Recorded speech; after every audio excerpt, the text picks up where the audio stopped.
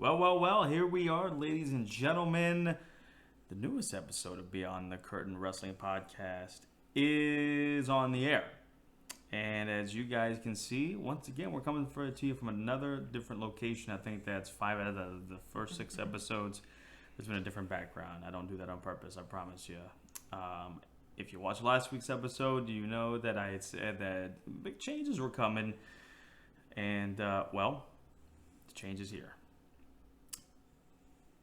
That guy is now my roommate, along with a 4-year-old little girl and my fiance. So this is going to be hella interesting, different, but it's going to be fun.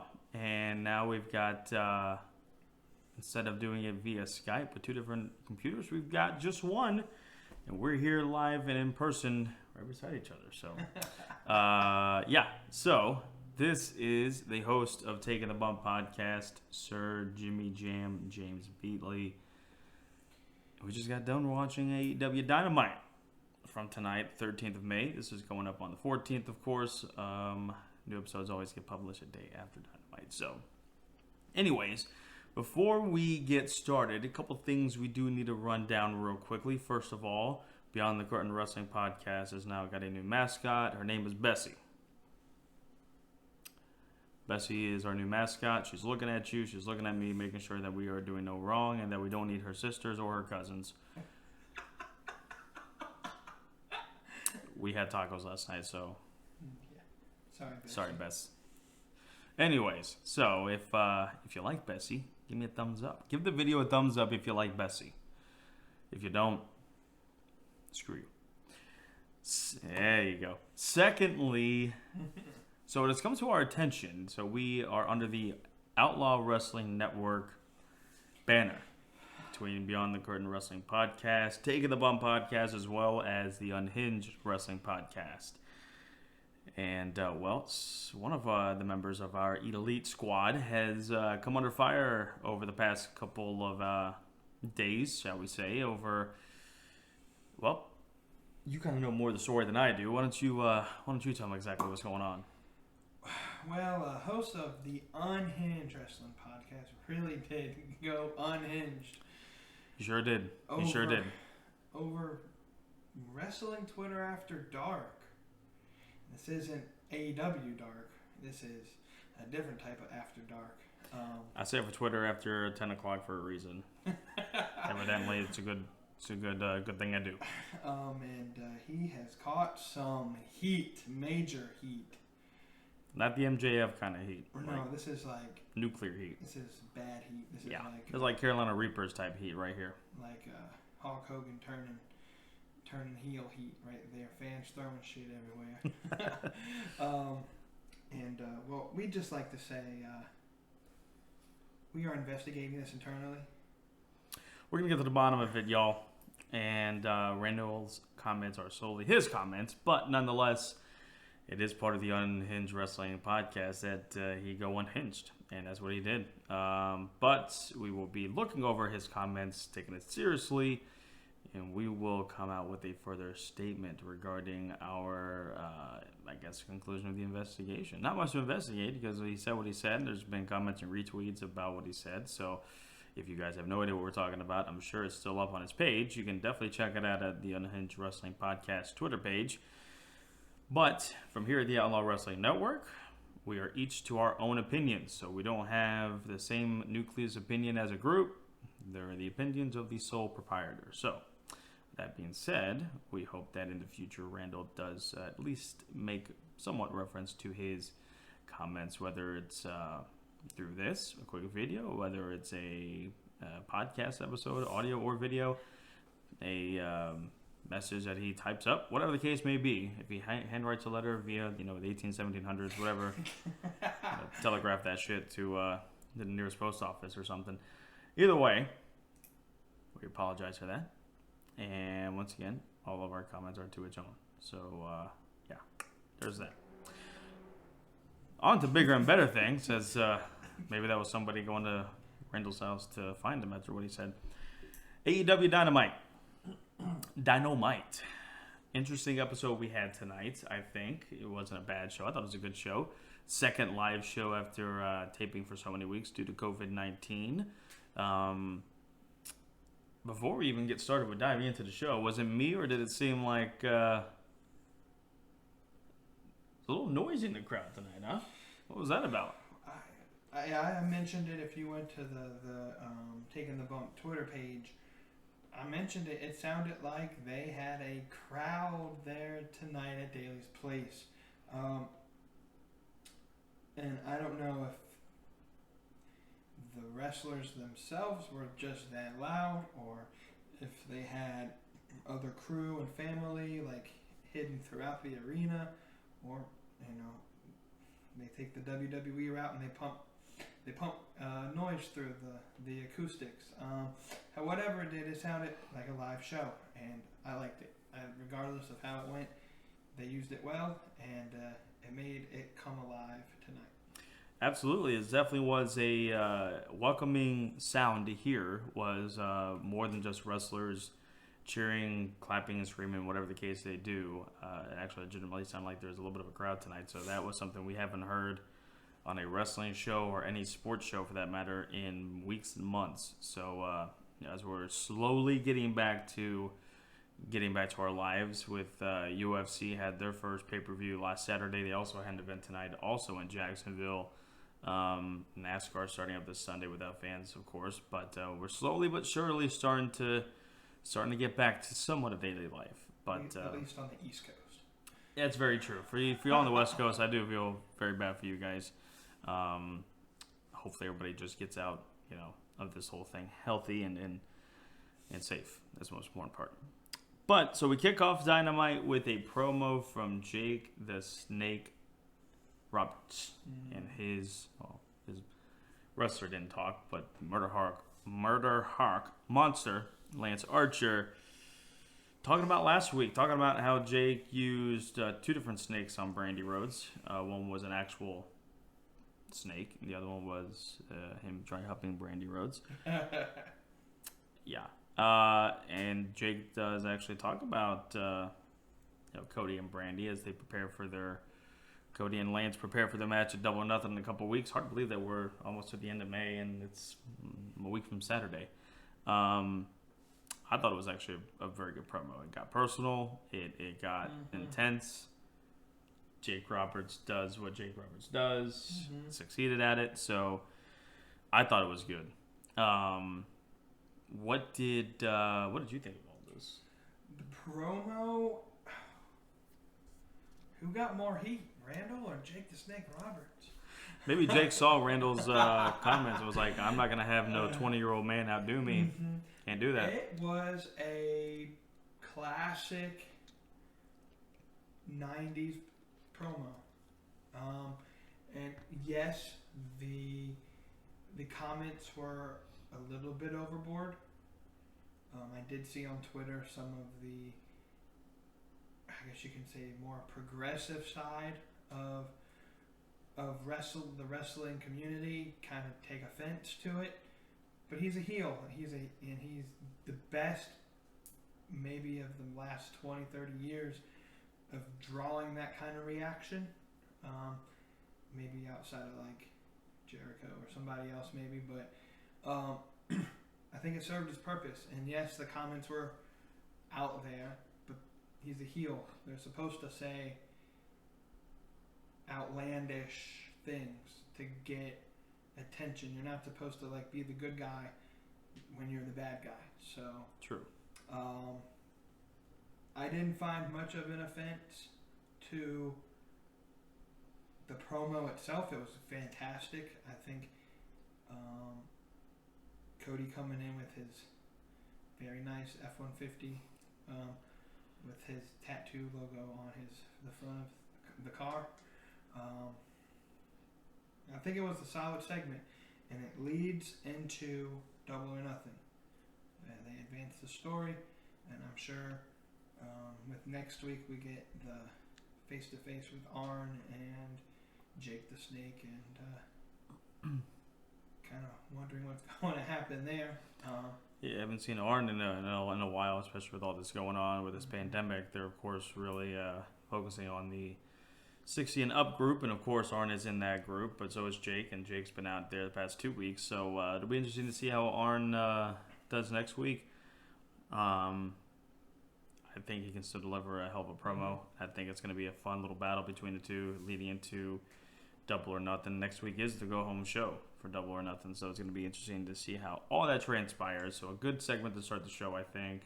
You start out with a bang, and you're supposed to end with a bang. So that's what you want to do. You get your viewers hooked in for the next segment, starting off with a bang, and it leaves your viewers wanting more. Wanting to tune in next week, leaving off with a bang. Segment 2 featured the best friends, Trent and Chucky Taylor versus the Jurassic Express of Jungle Boy and Luchasaurus. I haven't really kept up with BET the past couple weeks, but the last time that I saw Luchasaurus was still finding his tail. And as of tonight, it looks as if he's trying to find his tail. Yeah. Sorry about you, bud. No tail. Hope you find that. That was a good match overall. It was a pretty solid tag team match. The problem is with this whole pandemic, some of these guys haven't had these matches in a while, so they got to get that ring rust shaken off. AEW only wrestles twice at most a week, so when you don't get those reps for a while, chemistry is important, especially in tag team matches, let alone just one-on-one matches. Right. So, it wasn't a bad match at all. It was a good first match, I feel like. Phoenix comes out of nowhere, Ray Phoenix, and absolutely kicks the shit out of Orange Cassidy's head. He basically punted it back to Jacksonville's 20-yard line. He kicked the soul out of him, basically. MJF interfered because he has his singles match with Jungle Boy at Double or Nothing. Speaking of Jungle Boy, he got spiked on his head with that pile driver from Chucky. That was a crazy bump. He died. He did die. But in the end, with that, best friends won. Chucky got the pin over Jungle Boy. They are still hot, probably the hottest tag team in AEW. And I don't mean looks-wise. I mean record-wise, wrestling-wise. So they're on a roll, and Jungle Boy already had a disadvantage going into Double or Nothing against MJF. And as it was announced tonight on the show, best friends will take on the Private Party, I believe, on the kickoff show, on the buy-in. So both competitors will have, or all 3 of the 4 competitors will be doing something at Double or Nothing. Whether Luchasaurus is in that casino ladder match, I don't know if that was announced or not, but solid first match of the show, I feel like. I think so. And I think the segment prior, leading into this match, they kind of did what they did with the women's division. Last week they kind of gave an overview of what's kind of happened with the tag division and talked about how, because Matt and Nick are now in California, and that it's allowing these other teams to get this chance, especially with half of your tag champions not seen in a while with Hangman. The match itself was, I think, pretty good. And according to my Twitter poll I put out there, 6 people voted in it, and half of them said they loved this match. So that's 3. I think 2 said they liked it. They didn't love it. They liked it, and 1 said it was meh. But no one hated the match. You can't forget, I think everybody died in this match. Orange Cassidy got his head taken off. Yeah.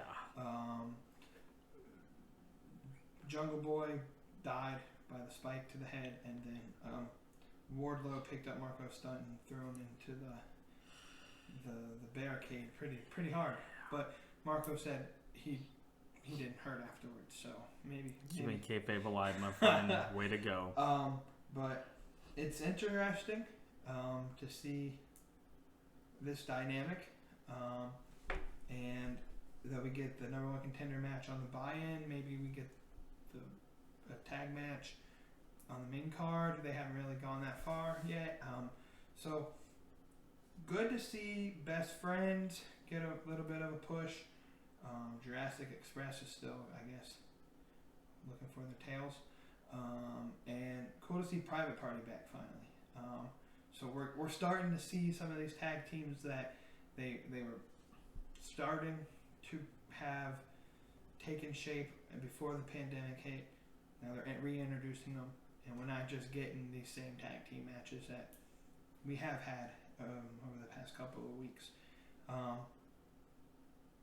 But hey, best friends, they're the hottest tag team in wrestling right now. So who knows? Maybe they get that opportunity to dethrone Kenny and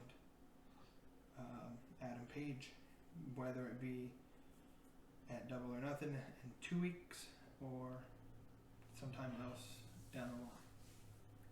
Yeah, and that's the biggest thing is that they're probably the hottest tag team, like you said, in wrestling. They're on a roll for sure, and I didn't write down what the record was leading into this match, but I'm not sure if they've lost a tag team match yet in 2020.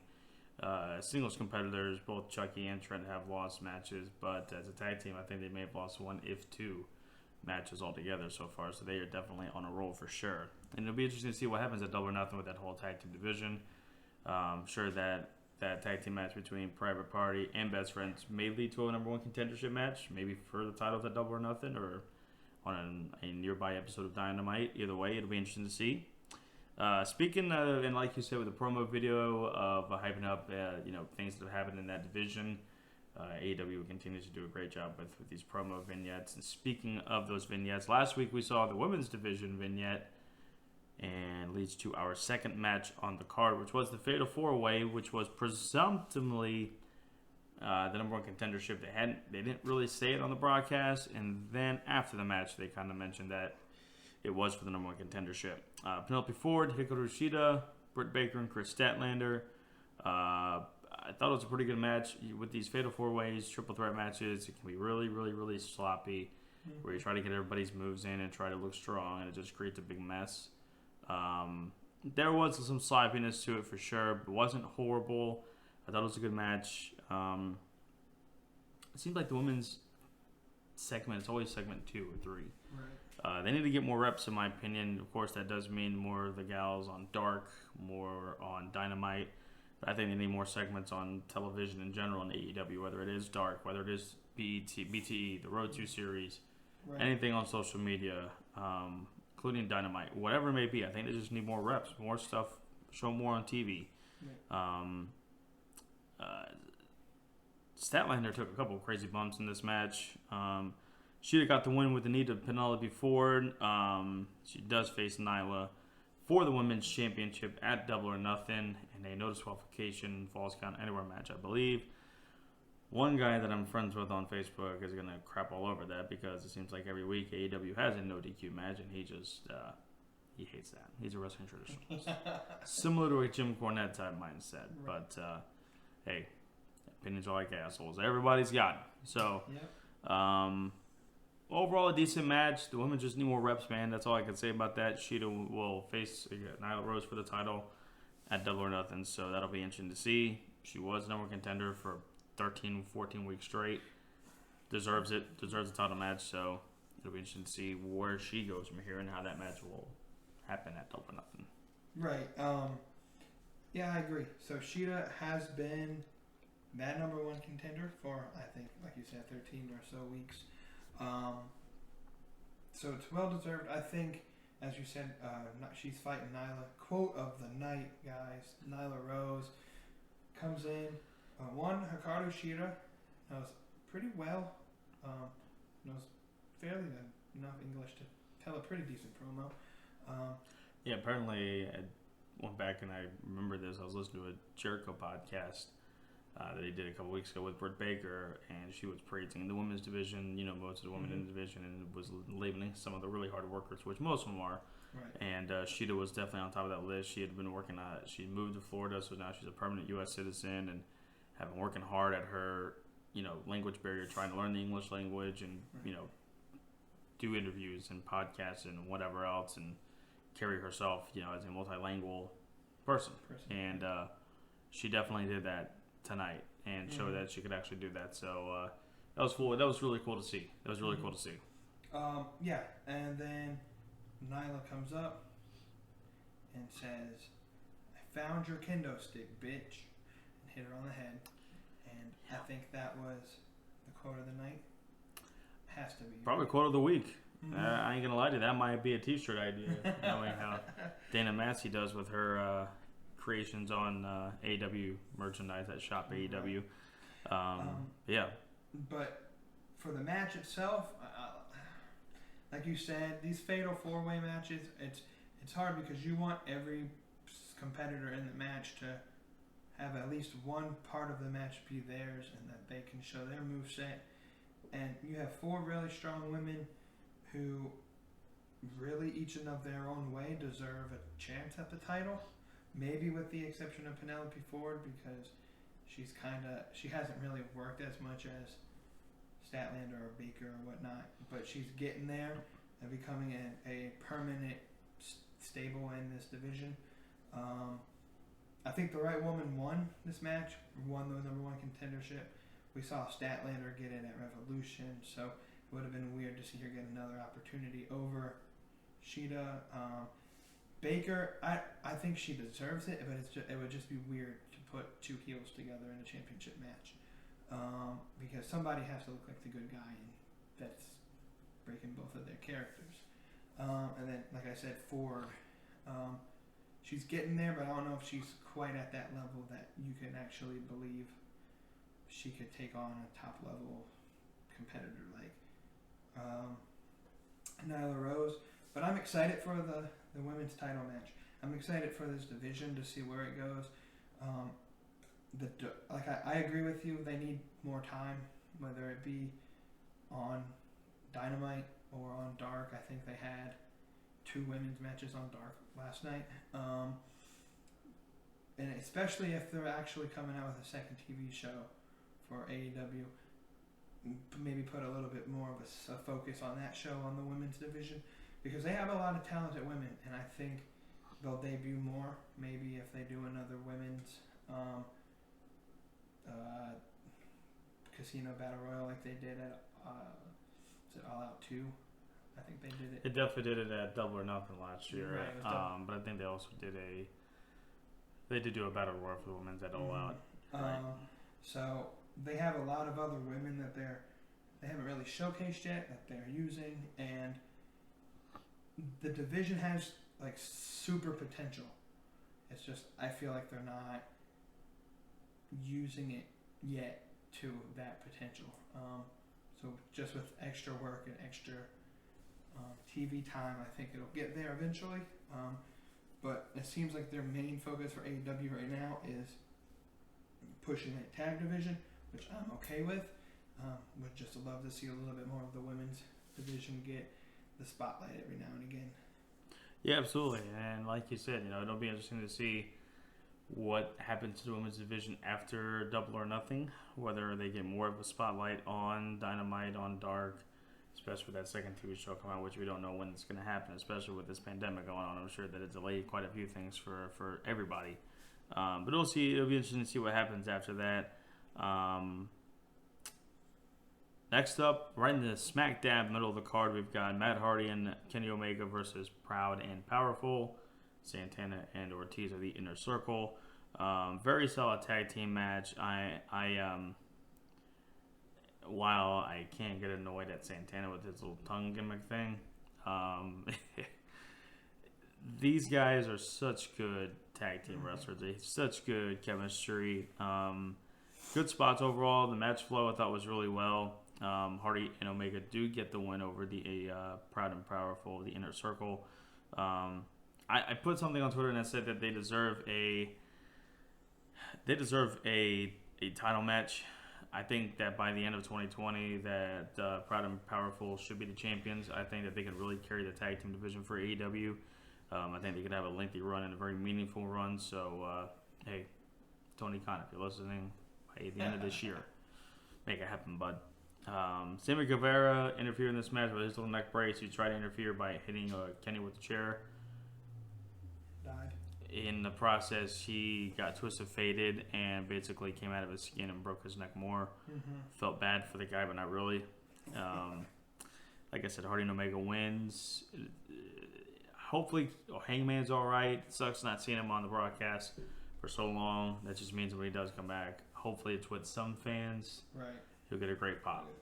But yet to be seen. Hope he's doing well. Hope anybody, including the Young Bucks, whoever else is doing well, wrestling wise, sports wise, real life, whatever, is doing well. But yeah. So as of now, Hardy and Omega are kind of the tag team bearer of the Elite. Right. And kind of doing their thing. So it was good, solid match, good tag team match. I enjoyed it. Yeah, I did too. I think it was solid. It wasn't like match of the year contender, but it was a solid match. And a couple things that I noted outside of Sammy Guevara committing suicide, Santana needs to be put into concussion protocol as soon as possible. This man took so many headshots tonight. He took at least 12.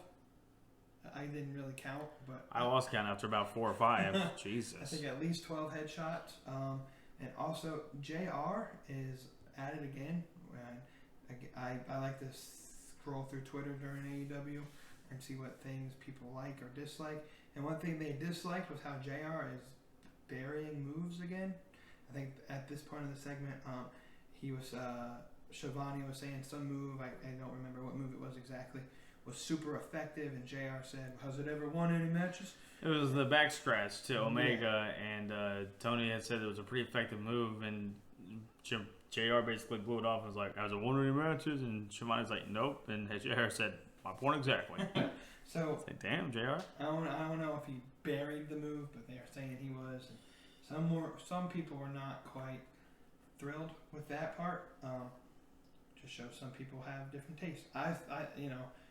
JR, that's just his thing now. He's just gonna say whatever the hell he wants to say. But Hardy Omega gets a good win.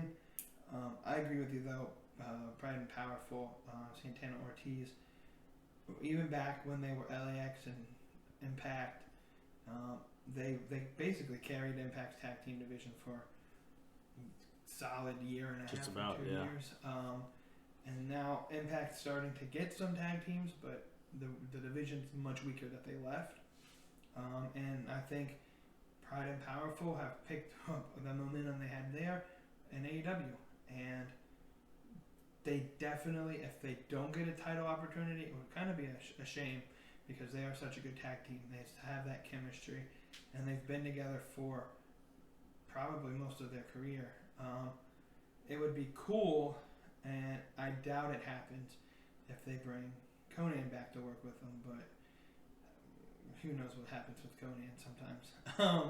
But him and the inner circle, they and the inner circle work pretty well, and they don't have to be the spotlight of that group, but they can still put on solid matches.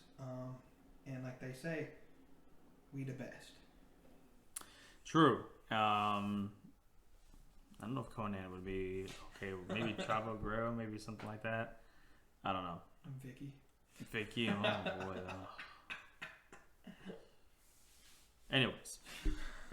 Anyways, moving on. Taz goes to interview Darby for a second straight week and basically pisses off Darby, and Taz had no idea about Darby, and Darby said that he was a former state wrestling champion, I believe, for Idaho. I thought the kid was from Washington. I don't know if he was telling the truth or lying. He used to live in Idaho. I don't know. Either way, weird kind of thing. I don't know if Taz is trying to get to be Darby's services or try to be services of anybody. I don't know. Right. But that's 2 straight weeks that Darby has walked out of an interview. I guess we'll see what happens down the road with that. He is in the Ladder Casino Battle Royal for Double or Nothing. So I wonder if Taz makes an appearance at interviewers or anything like that, or gives Darby any kind of hints for that match or something like that. It was just an interesting thing.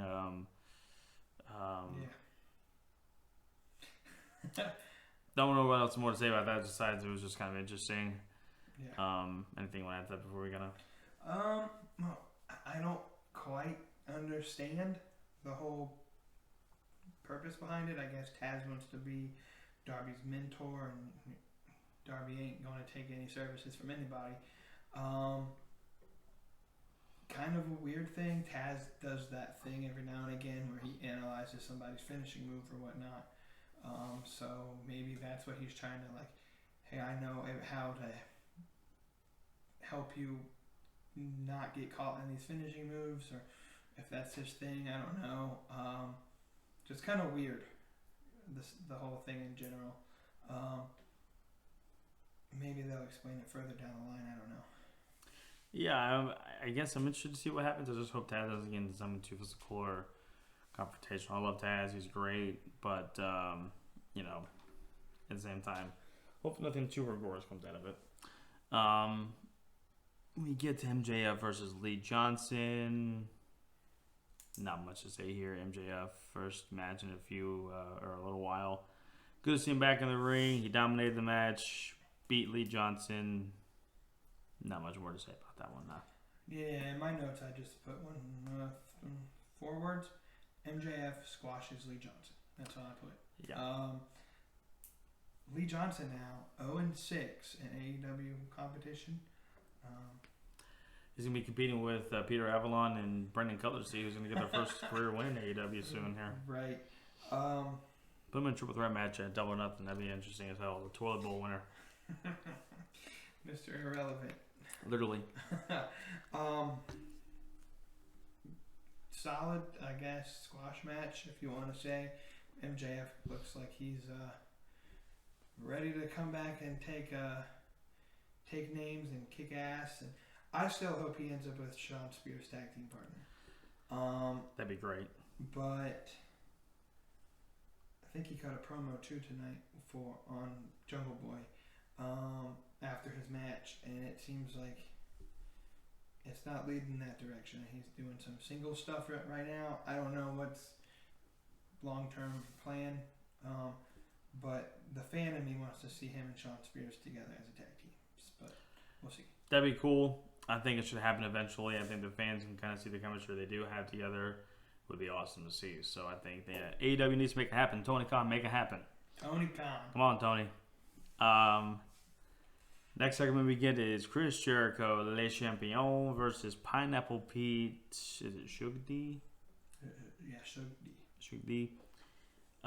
Jericho was wearing a Pineapple Pete shirt, which was interesting.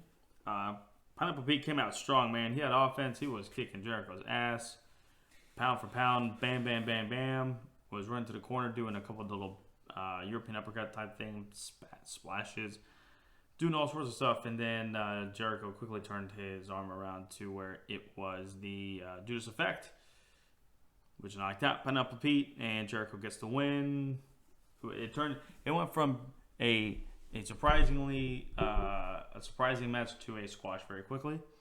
The Inner Circle then challenged the Elite to a match, not blood and guts, but a match of Double or Nothing called the Stadium Stampede match, where apparently this match will take place inside TIAA Bank Field, which is directly connected to Daly's Place, home of the Jacksonville Jaguars of the NFL.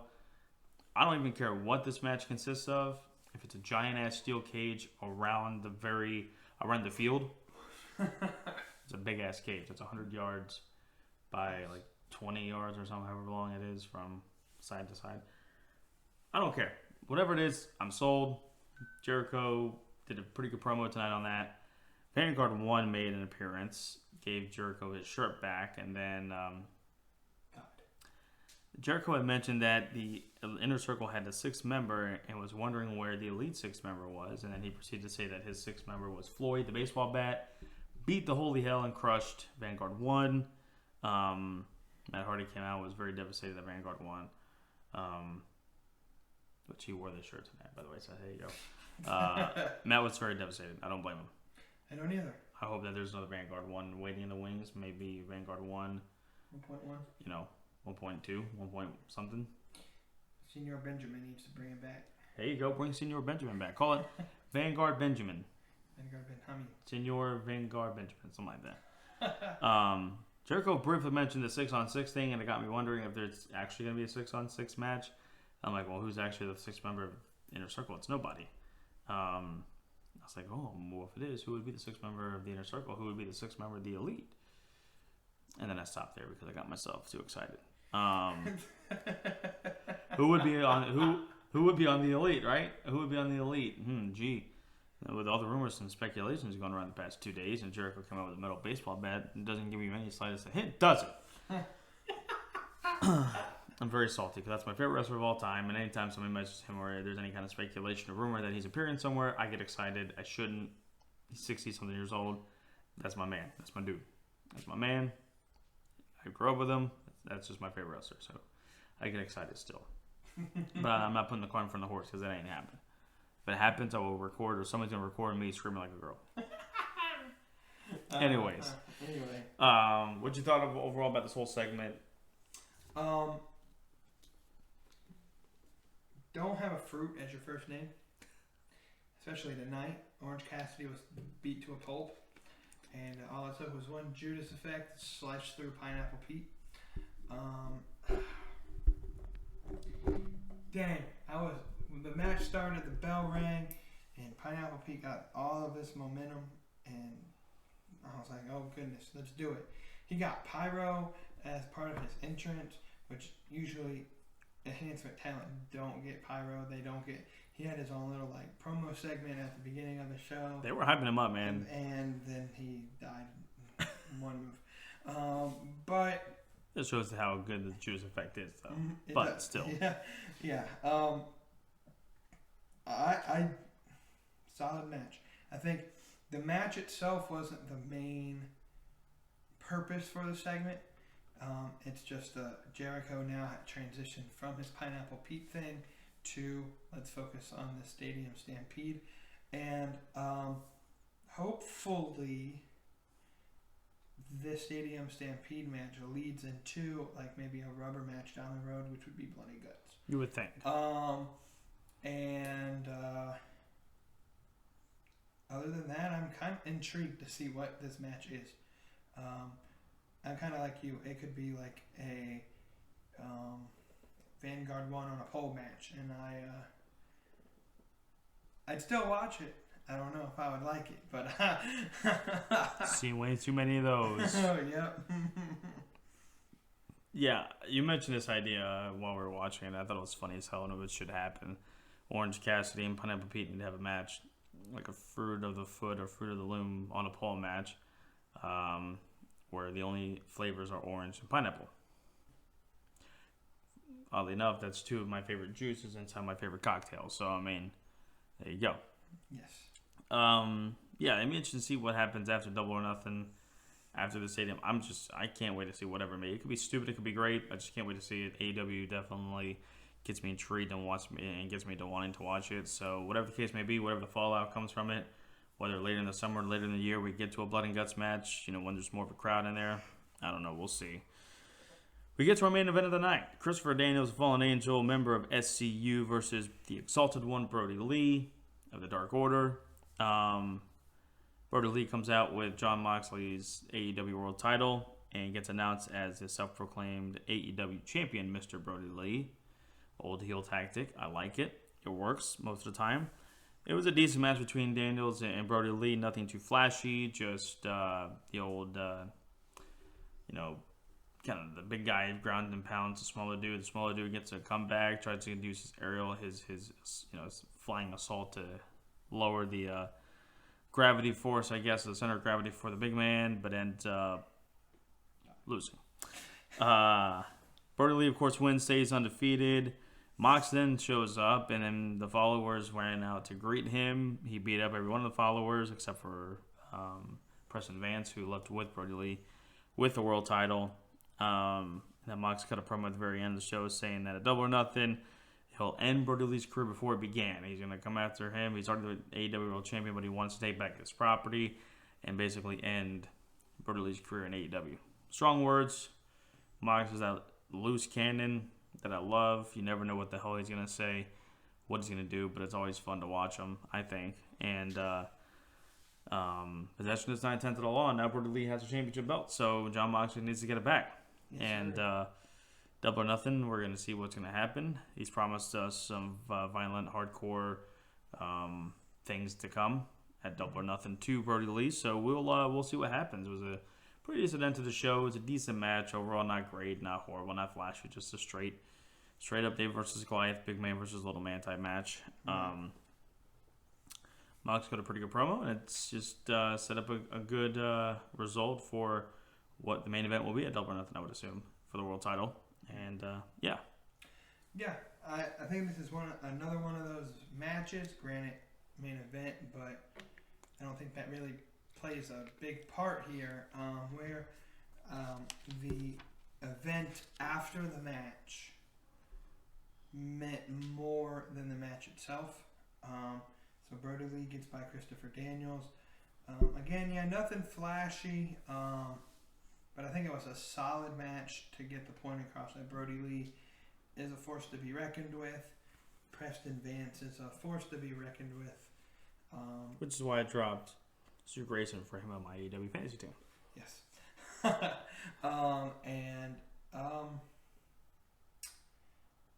Moxley is this unhinged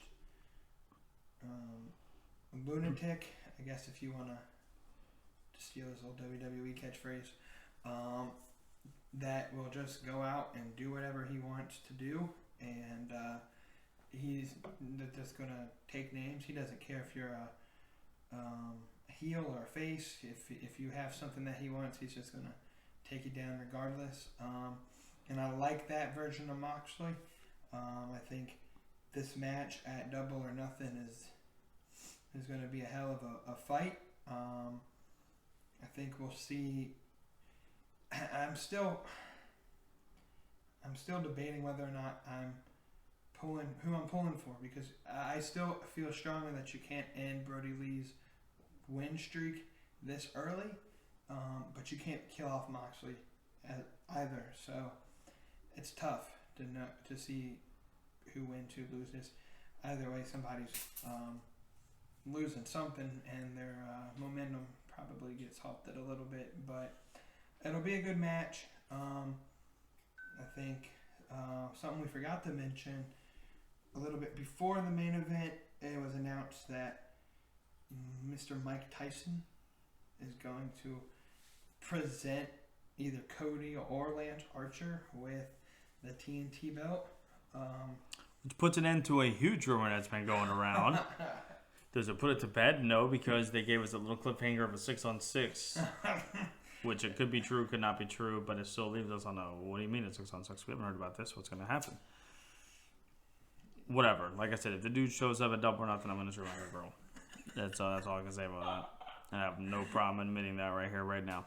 Not a problem. I'll videotape it. Somebody's going to have to, and I'm going to be embarrassed for the rest of my life, but I don't care. No, but it was a solid match.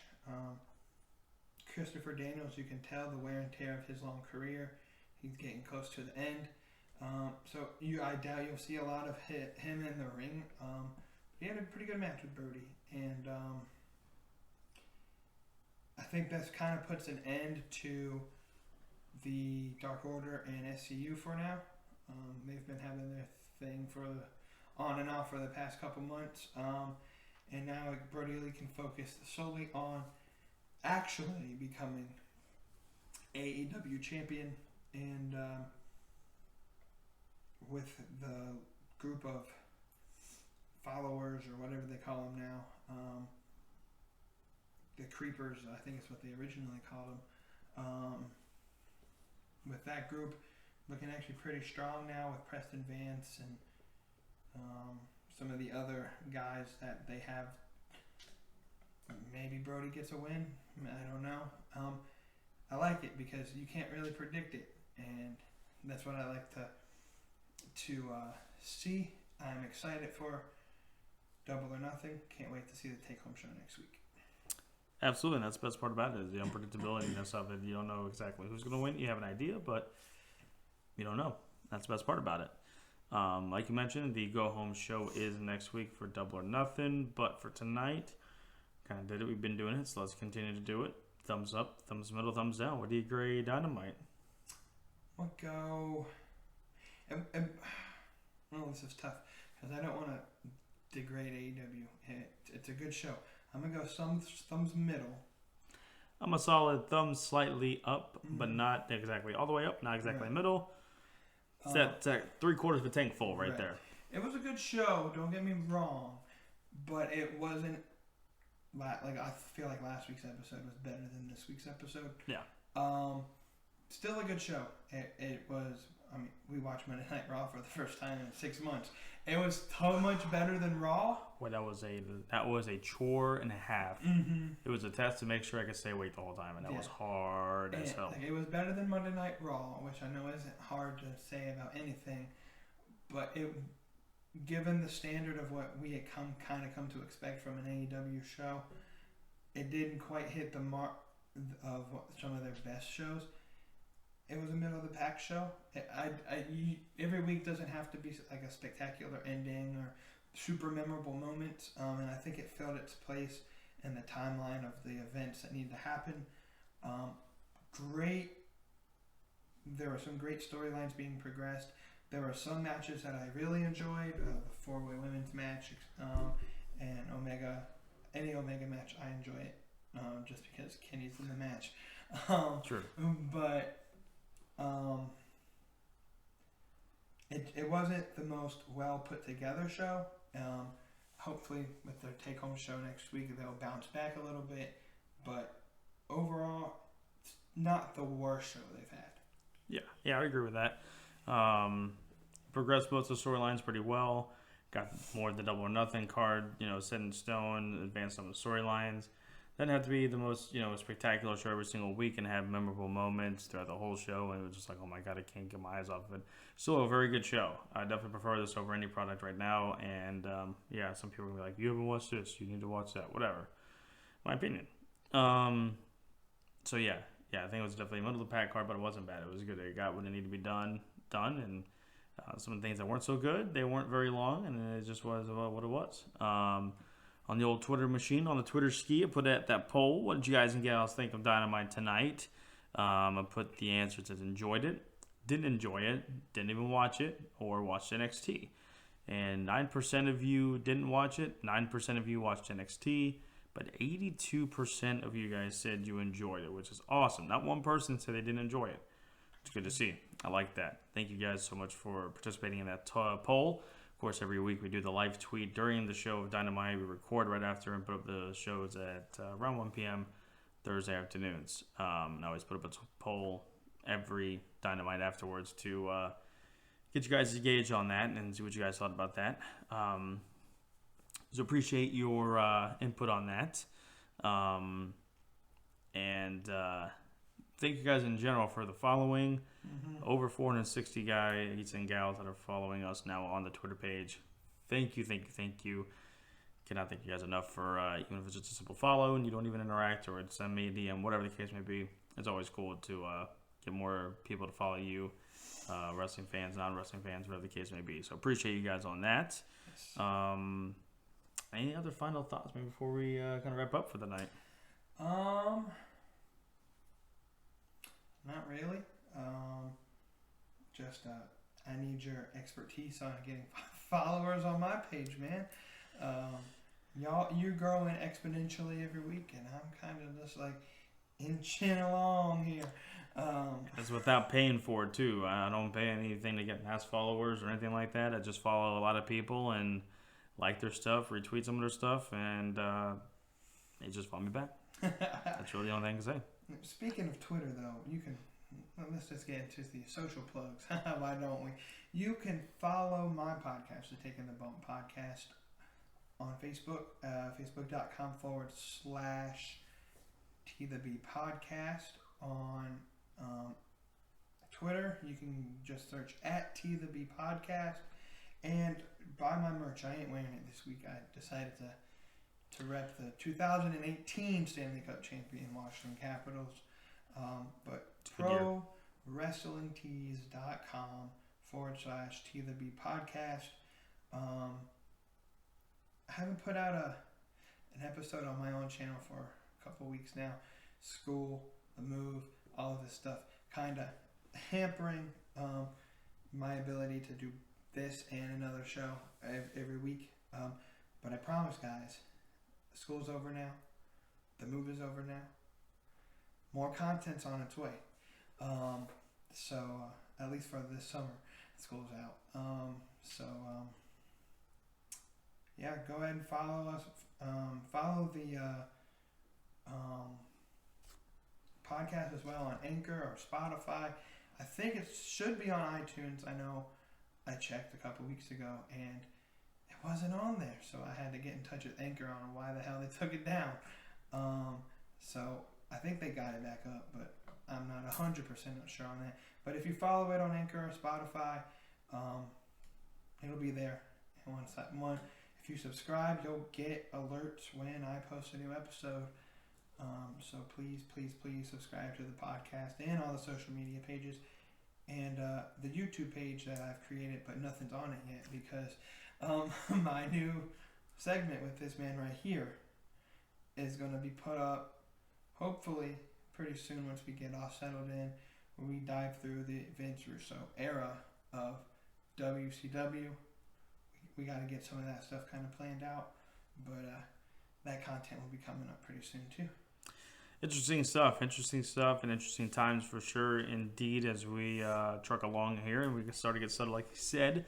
Of course, you can follow us on the Twitter machine at BtheC Pod 18. You can follow us on Facebook at Beyond the Curtain Podcast.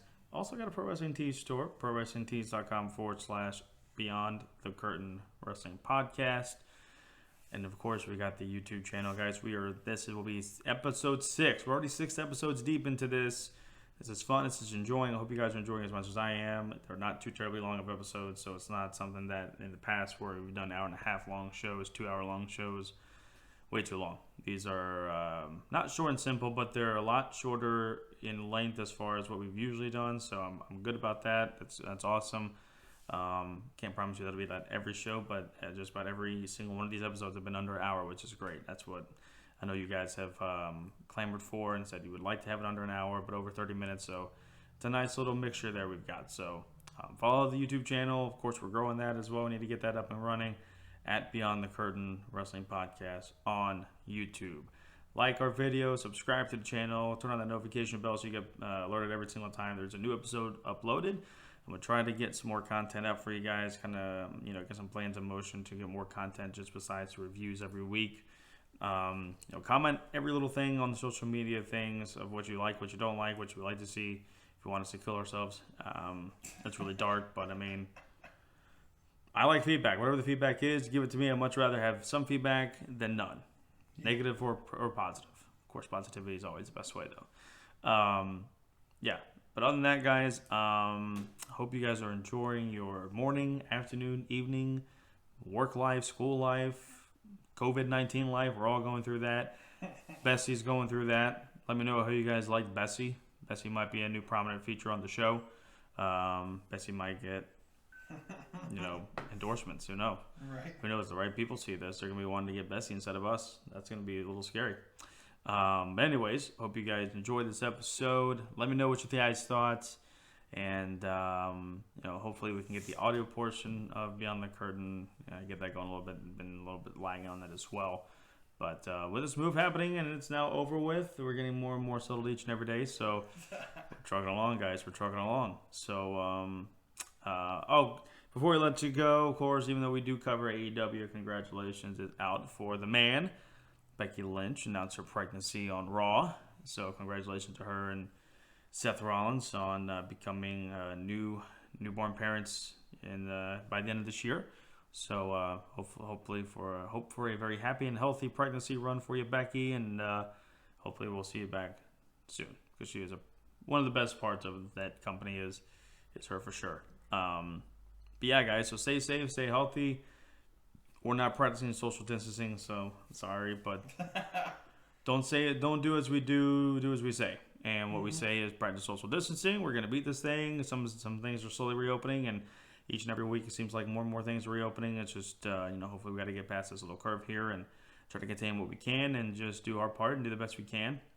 Listen to your leaders, and I know that's hard for some people, but just listen to the experts and just truck along, guys. We're going to get through all this together, and putting out content like this kind of eases our minds on things like that. Turn off the news, watch stuff like this. And I promise you, your life will be a whole lot better because you're not being, cooped up in that all the time. Anyways, hope you guys enjoyed this episode. We will see you next week, next Thursday for this. Hopefully by then we'll have some good, better, more exciting plans for our channel separately as well as together. Until then, guys, we will see you beyond the curtain next week. Take care, guys. Stay safe and stay healthy.